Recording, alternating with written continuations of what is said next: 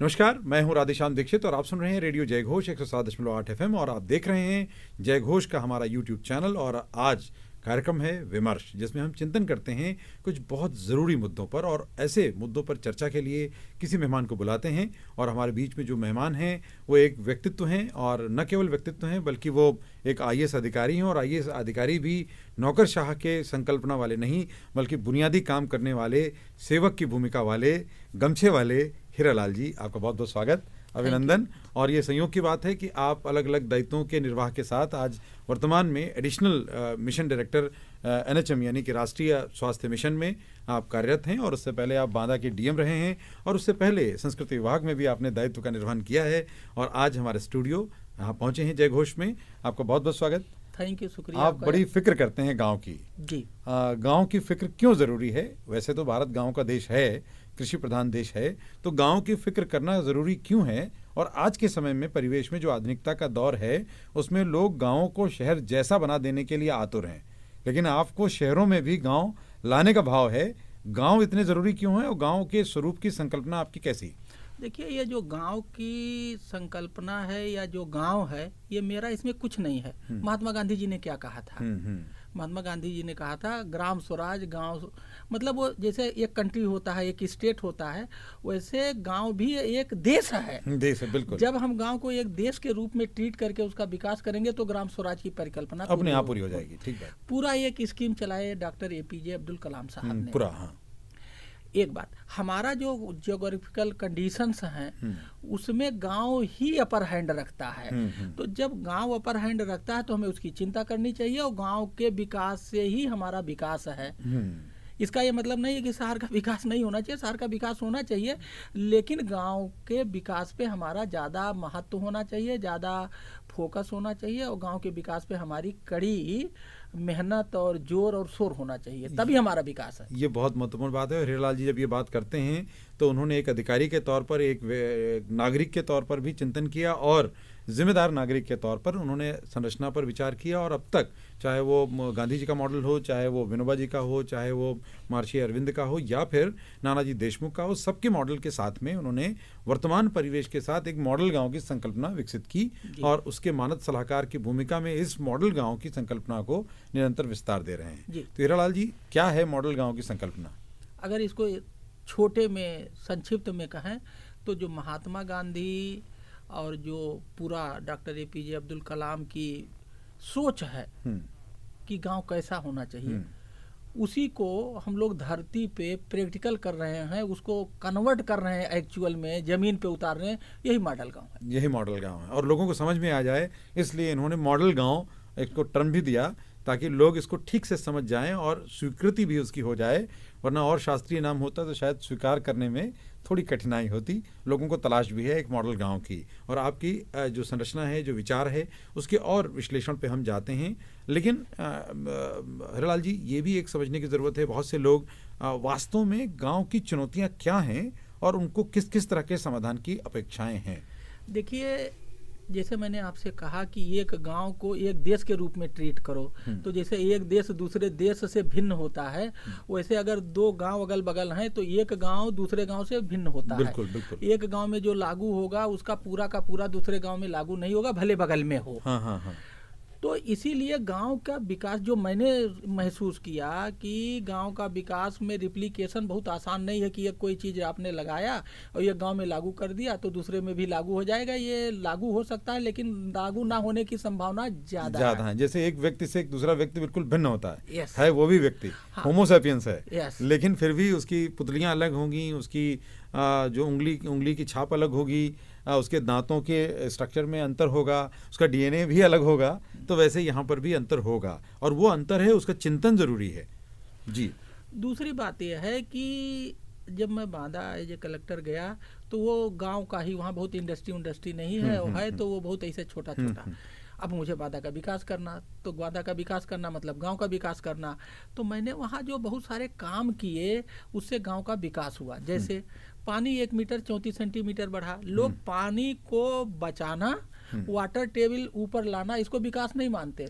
हरियाली से ऑक्सीजन अच्छा मिलता है और उससे कई तरह के फायदे होते हैं, तो लेकिन इसको मतलब लोगों के दिमाग में विकास नहीं है। तो इस तरह से हम लोगों ने वहाँ बहुत सारे प्रयोग किए, तो हमारा पानी 1 मीटर 34 सेंटीमीटर वाटर टेबल आया, क्रॉप प्रोडक्टिविटी 18.5% बढ़ गया, जेल हमारा नंबर 1 हो गया, चुनाव में हम डेमोक्रेसी मजबूत करके 10.5% हमारा, इस तरह से बहुत सारे रिजल्ट आए। ठीक है, तो क्या हुआ, हर गांव में पानी बढ़ा तो विकास हुआ, हर गांव में क्रॉप प्रोडक्टिविटी बढ़ा तो हर आदमी का जो है इनकम बढ़ी, उन्नति हुई, आय बढ़ी। तो ये क्या है, ये मॉडल गांव की तरफ हम लोग, तो वो जो सारा हमने वहाँ प्रयोग किया तो केवल हमने बांदा में किया, तो ये क्या है जो वहाँ हमने किया उसी को एक प्रोजेक्ट बनाया। वो जो प्रोजेक्ट है वो टेस्टेड है, ट्राइड है, वेरीफाइड है, वो बॉटम अप है, मतलब जमीन पे पहले हमने उसे प्रयोग किया और उसी को अब पूरे प्रदेश में टेक्नोलॉजी के सहारे रिप्लिकेट कर रहे हैं। और ये रिप्लिकेट जो हो रहा है उसकी एक टीम है और एक हमारे मुनीश जी हैं जो नाबार्ड, आपके सामने नाबार्ड है, ये नाबार्ड के रिटायर्ड सीजीएम है, उनको 30-35 साल का बहुत अनुभव है, उनके नेतृत्व में ये चलता है, मैं उसका मानद सलाहकार हूँ और इसकी एक छोटी सी ऑफिस है और ICCI फाउंडेशन इसको सपोर्ट करता है। तो ये हम लोग जनवरी 21 में शुरू किया, उसके बाद कोरोना शुरू हो गया, लेकिन इसको जब हम लोगों ने इस कॉन्सेप्ट को फैलाया, बताया, तो लोग इसको सहर्ष स्वीकार कर रहे हैं और लागू करने के लिए आगे आ रहे हैं। प्रधान प्रस्ताव पास करता है कि हम अपने गांव को मॉडल गांव बनाना चाहते हैं और आप हमारी मदद करिए। तो हम लोग मॉडल गांव की जो ये ट्रिक्स है, टेक्निक्स है, उसको उसे बताते हैं और वो लागू करता है। अगर कोई उसकी दिक्कत आती है तो हमें वो बताता है, हम उसको हल करते हैं। तो धीरे धीरे वो लागू कर रहा है, जो समस्या आ रही है उसे हल कर रहे हैं और उसको धीरे धीरे। अब आपको एक यूनिक बात बताएं, हम लोग एक गांव में गांव स्थापना दिवस का कॉन्सेप्ट लाए हैं। ये बहुत महत्वपूर्ण है और ध्यान देने योग्य बात है।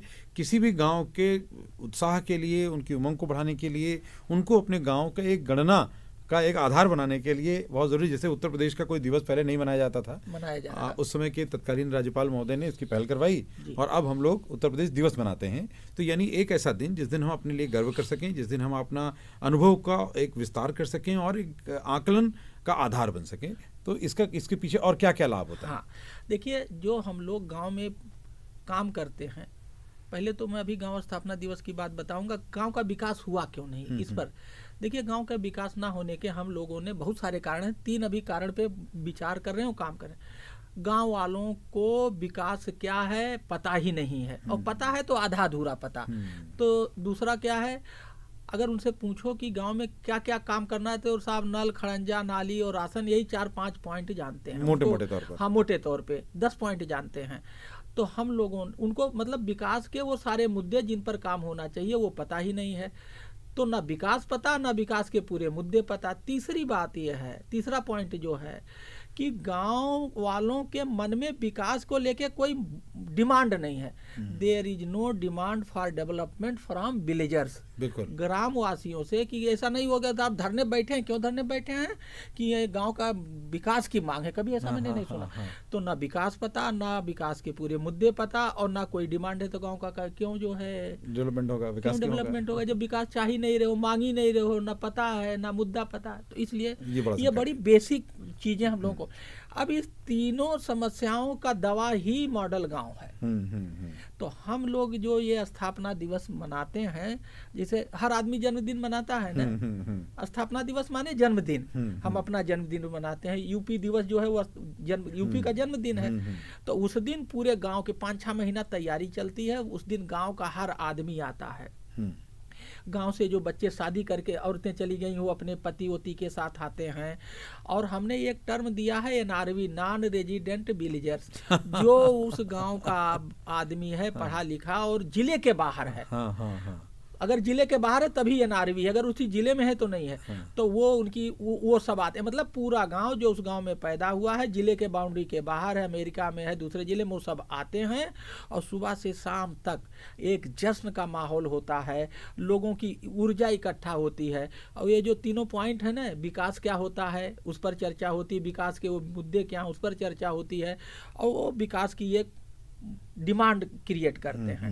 तो स्थापना दिवस से सबको पता है कि हमारे गांव में इस डेट को स्थापना दिवस होगी, तो पहले से ही उस दिन आने के इसी बहाने एक गांव में तालमेल, कोऑर्डिनेशन, आपस में सहयोग को बढ़ाने का एक ये बहुत बढ़िया तरीका है। ऊर्जा संकुचित होती है सबकी, बहुत महत्वपूर्ण बात की है। यानी गांव एकता के सूत्र में बनता है, क्योंकि अभी गांव में आपस में विघटन या विवाद भी बहुत है, ये भी एक बड़ा कारण है, और इसका निस्तारण होना और उसके साथ में समाधान की यात्रा करना बेहद ज़रूरी है। और ये बहुत महत्वपूर्ण पहल हिरालाल जी के अनुभव के साथ जुड़कर हो रही है। इस पर और बात करेंगे, लेकिन उससे पहले लेते हैं एक छोटा सा अंतराल, और इस अंतराल के बाद हम रेडियो जय घोष पर विमर्श में एक बार पुनः हाजिर होते हैं और इस चर्चा को आगे बढ़ाते हैं। आप सुनते रहिए रेडियो जय घोष।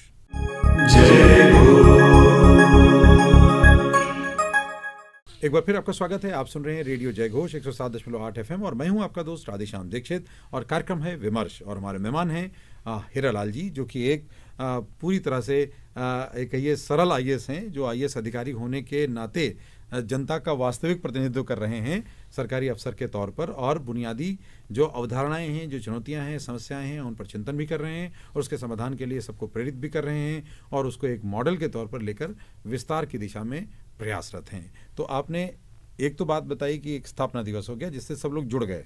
अब इस जुड़ने के साथ में वो खाते कौन कौन से खोलते हैं, क्योंकि जब तक खाता नहीं खुलेगा तो काम नहीं शुरू होगा। देखिए, ऐसा है कि हम लोगों ने इसमें स्टेप तय किया है। हमारा ये मानना है कि गांव में लोग ये सोचते हैं कि अगर उनकी कोई समस्या है तो उनका समाधान DM कर दे, कोई अधिकारी कर दे, कोई नेता कर दे, वो कुछ ना करें। हमारे और इससे समाधान होना नहीं, अगर इससे होना होता तब तक हो गया होता। 70 साल हो गए आज़ादी के। हाँ, हो गया होता। समस्या का समाधान सरकार जो करती है वो तो कर ही रही है, रातों दिन प्रयास करती है, नए नए स्कीम लाती हो, लेकिन जब तक इसमें जनता का कंट्रीब्यूशन और पार्टिसिपेशन और भागीदारी नहीं होगी, वो चीज जो हम चाहते हैं वो नहीं मिलेगा। तो मॉडल गांव का यही प्रयास है कि कैसे जनता का कंट्रीब्यूशन और भागीदारी इसमें हो, और सरकार और जनता दोनों मिलके एक गाड़ी के अगला पहिया दोनों बने और दोनों अच्छा चलें, और जो हमारा मॉडल गांव या धनी गांव, ग्राम स्वराज पूरा का सपना हो, पूरा हो। तो इसके लिए हम पहले क्या करते हैं, पहले हम इसमें करते हैं, हमारा एक मॉडल गांव की साइट है और उस पर एक जो है आप उसमें जाएंगे, मॉडल गांव मैनिफेस्टो है, जैसे इलेक्शन मैनिफेस्टो ऐसे मॉडल गांव का मैनिफेस्टो। आप उसमें जाएंगे तो आप आएगा मॉडल गांव मैनिफेस्टो क्रिएशन, क्लिक करेंगे तो आपका फोटो मांगेगा, नाम, गांव, पता, डिटेल मांगेगा, और जैसे सबमिट करेंगे आपको एक पेज जैसे वो चुनाव प्रचार का आपका फोटो एड्रेस लगा आ जाता है, वो खुल के आ जाएगा, वो खुल के आ जाता है। उसमें बिंदु सारे लिखे हुए हैं, उसमें सारे 25 बिंदु लिखे हुए हैं। तो हम लोग ये पहला हमने कहा ना कि लोगों को ना विकास पता और ना विकास के बिंदु पता, तो उससे क्या हो गया, अब उसको पढ़ाएं और चर्चा को, केवल जैसे चुनाव प्रचार में एक पेज बनता है बिल्कुल वैसे लीफलेट है। तो उससे क्या होता है कि लोगों को जो पहली समस्या है कि विकास नहीं पता और विकास के जो मुद्दे नहीं पता, वो जो है उनको पता लग जाएगा, और उससे क्या होगा, वो हमारी पहली दूसरी समस्या हल हो जाएगी, समाधान हो जाएगा। ये है, देखिए ये घोषणा पत्र, ये मॉडल गांव ऐसे बन के आता है। देखिए बिल्कुल ये सारे पॉइंट्स लिखे हुए हैं इसमें लिखे आता है कि विलेज मैनिफेस्टो के बिंदु क्या हैं। और वो, और जिस किताब से आप दिखा रहे हैं, ये किताब आपके कृतित्व की किताब है, और ये एक डायनेमिक DM, क्योंकि एक जिलाधिकारी रहते हुए आपने जो प्रयोग किए हैं वो सब प्रयोग इसमें संकलित किए गए हैं, जिससे किसी को भी बड़ी सरल रूप से ये सब उपलब्ध हो पाए और प्रयोगों को और ज़्यादा अनुप्रयोगों में बदल सकें, और एक नए अवधारणाएं भी विकसित कर सकते हैं लोग काम करते हुए। तो पहले जो हमने कहा था विकास नहीं, विकास के मुद्दे नहीं पता, ये पता, अब उसका जब फोटो लगा होता है, उसका एड्रेस होता है, तो उसको अच्छा भी लगता है, उसकी रुचि लगती है, उसकी रुचि लगती है। अब हमने उसको 25 पॉइंट रटवा दिए, ठीक है साहब। फिर दूसरा है चेंज मेकर। गांव में जो बहुत सारे अच्छे लोग हैं जो समाज के लिए जीते हैं, समाज के लिए उनका हम चयन करते हैं, और हम उनसे कहते हैं कि तुम्हारे ही जिले में जो अच्छा, हर जिले में गाय पालन, मुर्गी पालन, गांव विकास में बहुत अच्छे अच्छे काम करके अरबपति हैं और अच्छा जीवन जीते हैं। तो हम उस गांव के ग्रुप बना करके वो कहते हैं जाओ वहाँ मुर्गी पालन देख के आओ, मछली पालन देख के आओ, रेशम पालन देख के आओ, मतलब तो वो जब जाते हैं तो देख के आते हैं तो उनकी आँख खुलती है, और फिर वो आकर के अपने गांव में वही बुद्धि जो देख के आया, प्रैक्टिकल, वो थियरी नहीं प्रैक्टिकल जो देख के आया उसको रिप्लिकेट, तो उससे क्या होता है, एक तो उनका नॉलेज बढ़ा, नॉलेज इज पावर, तो they become empowered by getting practical knowledge by a tourist action, वो टूरिस्ट के रूप में नहीं रहते। एग्री टूरिज्म करने गए थे। आओ विज्ञान या आओ काम करके देखें, तो देख करके काम शुरू कर हाँ, अब क्या हुआ, अब हमारे पास कुछ उनका मनोबल बढ़ता है, हम लोग उनका मनोबल बढ़ाते हैं उनको, तो ये है दूसरा। तीसरी बात ये है कि देखिए हमारा ये मॉडल गांव में कहना है खेती नहीं करना है। अगर आप खेती करेंगे तो खेती एक्चुअली घाटे का सौदा है, इसीलिए लोग खेती से दूर हटते जा रहे हैं। तो हमारा तीसरा घटक है, पहला घटक विलेज मैनिफेस्टो, दूसरा घटक चेंज मेकर, तीसरा घटक है ये पीओ, जिसको सरकार बहुत अच्छी तरह से मदद कर रही है, लागू करवा रही है, बहुत ताकत लगाए हुए है कि कृषि को कृषि व्यापार में कैसे बदला जाए, कृषि घाटा कृषि व्यापार मुनाफा। तो हम लोग गांव वाले को प्रेरित करते हैं, मोटिवेट करते हैं, इंस्पायर करते हैं कि सभी लोग मिलके एफपीओ बनाएं, एफपीओ माने कंपनी, और कंपनी को चलाएं। टाटा बिरला का क्यों नाम है, क्यों धनी है, क्योंकि उनके पास कंपनी है।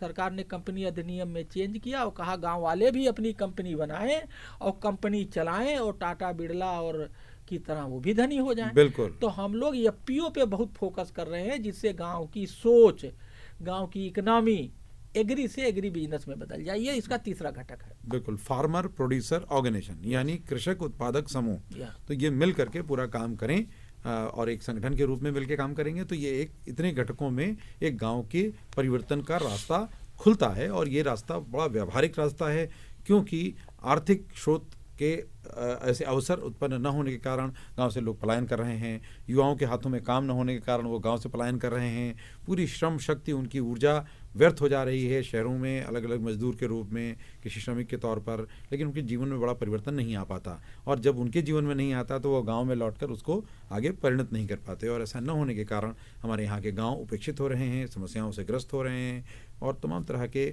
आपसी मतभेदों के कारण झगड़े बढ़ रहे हैं और जो संगठित शक्ति है उसका लोप हुआ है। तो आपका ये मॉडल इसमें एक दिशा देता है, संभावनाएं दिखाता है, परिवर्तन का प्रेरक एक गीत प्रस्तुत कर रहा है। निश्चित रूप से ये प्रगति का एक मार्ग है।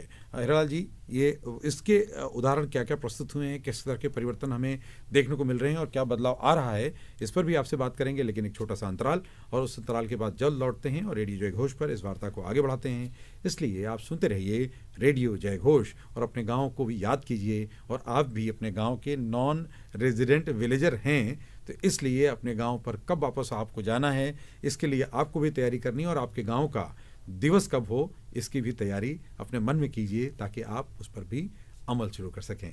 तो जल्दी लौटते हैं और फिर वार्ता को आगे बढ़ाते हैं।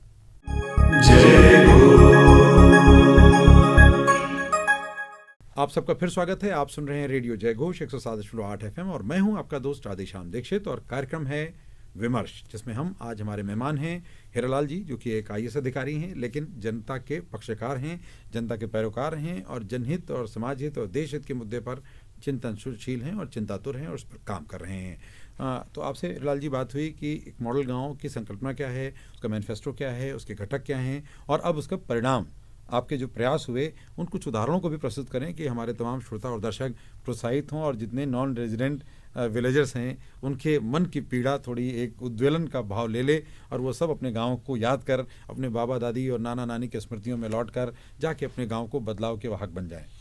देखिए, ऐसा है कि जब हम लोगों ने इसको शुरू किया तो कोरोना आ गया मार्च में। तो हम लोगों ने पहले, देखिए इसमें कोई रेडीमेड फार्मूला तो है नहीं, हमारे पास एक बेसिक कॉन्सेप्ट बांदा से था। तो अब हमें लखनऊ में बैठ के कोरोना पीरियड में गांव में घुसना है, तो हम लोग गांव में कैसे घुसें इस पर काम किए।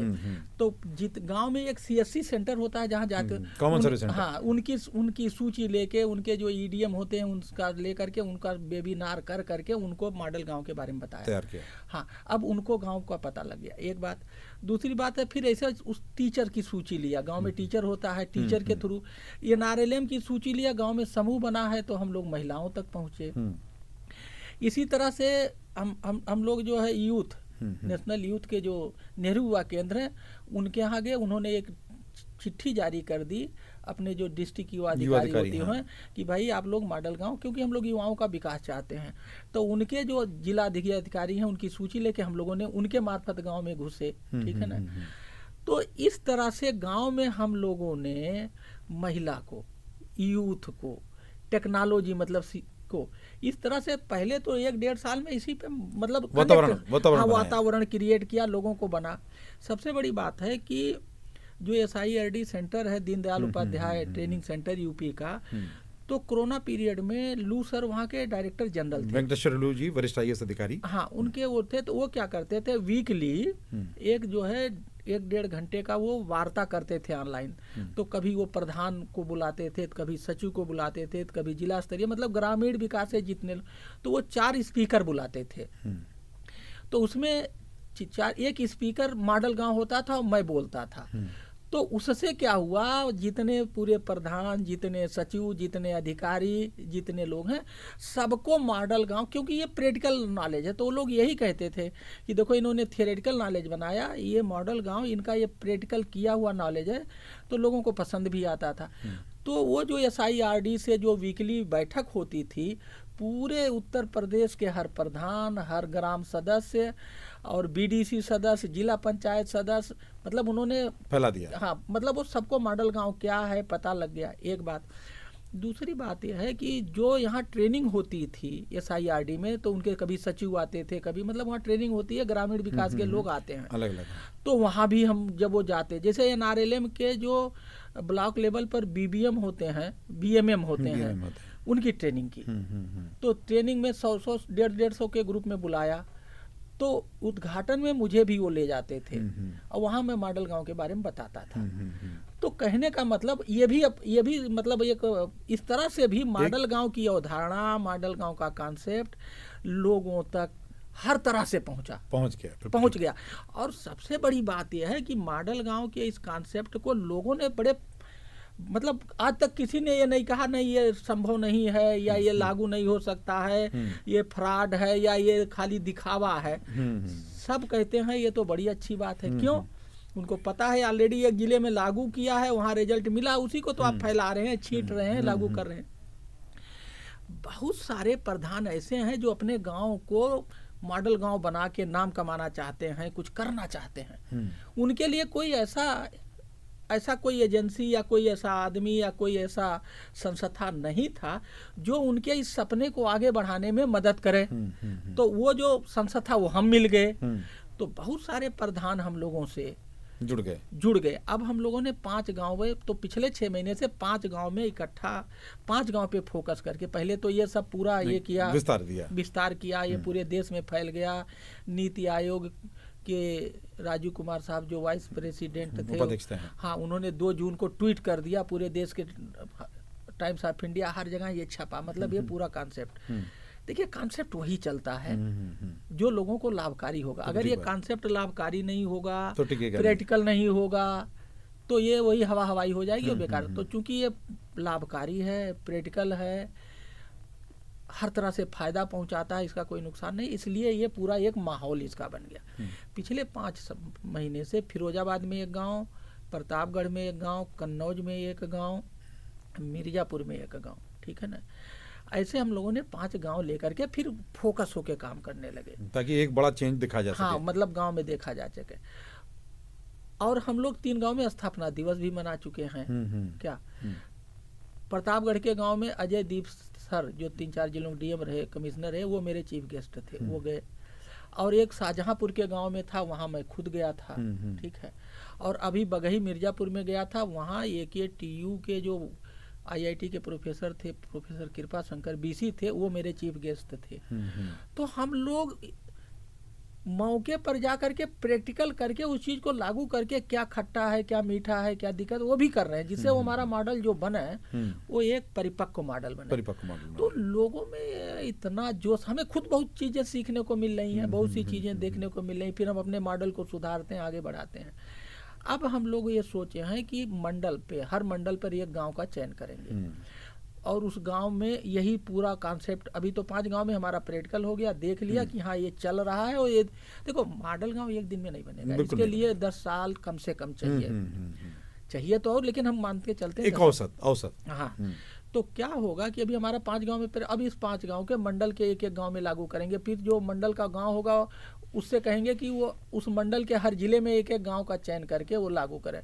तो इस तरह से हमारा फ्यूचर प्लान ये है कि हर जिले का एक गांव ले करके और इसको फिर फैलाया जाए। तो हम लोग ऐसे स्टेप वाइज और ये सरल और सुगम मार्ग बनाते हुए, सबको साथ लेते हुए, सबको बदलाव का वाहक बनाते हुए यात्रा का संकल्प है, जिसमें मॉडल गांव बनाना है, सभी नॉन रेजिडेंट विलेजर्स को उनसे वापस जोड़ना है, जिनके पुरखों की तमाम स्मृतियां, उनके अपने जन्म से जुड़ी हुई स्मृतियां उनके साथ हैं, भाव उनके अंदर है, लेकिन उनको परिवर्तन के इस यात्रा में साथ चलने के लिए, उनको संगठित होने के लिए, उनको मिलकर प्रयास करने के लिए एकजुट होना ज़रूरी है। और इस दिशा में आप के नेतृत्व में ये काम हो रहा है। आपको अनेक शुभकामनाएं, साधुवाद कि आप इसमें और सफल हों और हमारे भारत के गांव न केवल सबल हों, सुंदर हों, बल्कि आत्मनिर्भर और सुफल की दिशा में प्रेरक गांव बने। और ऐसे गांव बनते हैं तो हमारा गांव हमारे देश का समृद्धि का आधार बनेगा, और जब राष्ट्र की समृद्धि होगी तो हम सब की समृद्धि उसमें सन्निहित है। और ये होना ज़रूरी है क्योंकि भारत की परंपराएं महान रही हैं, भारत की संस्कृति महान है, और उन सब का समुच्चय हमारे गाँव के एक परिवर्तन के साथ, उनके सुदृढ़ होने के साथ जुड़ा हुआ है। तो आपको बहुत बहुत आभार हमारे स्टूडियो में आने और हमारे इस कार्यक्रम का हिस्सा बनने के लिए। आपके साथ और भी वार्ता करेंगे अन्य विषयों पर भी जिनकी इकाइयां हैं, इन सबको और कैसे सुगठित करें, कैसे बढ़ाएं। और आप ऐसे ही हमारे कार्यक्रम विमर्श को आप प्यार देते रहें, और हमारे इस कार्यक्रम को आपने पसंद किया तो आप इसे लाइक करें, सब्सक्राइब करें, शेयर करें, ताकि ज़्यादा से ज़्यादा लोगों तक ये पहुँचे और ये विचार विस्तार पाना चाहिए ताकि परिवर्तन का आधार और मजबूत हो सके। नमस्कार। थैंक यू, शुक्रिया चर्चा करने के लिए और एक सार्थक चर्चा करने के लिए। आभार। जय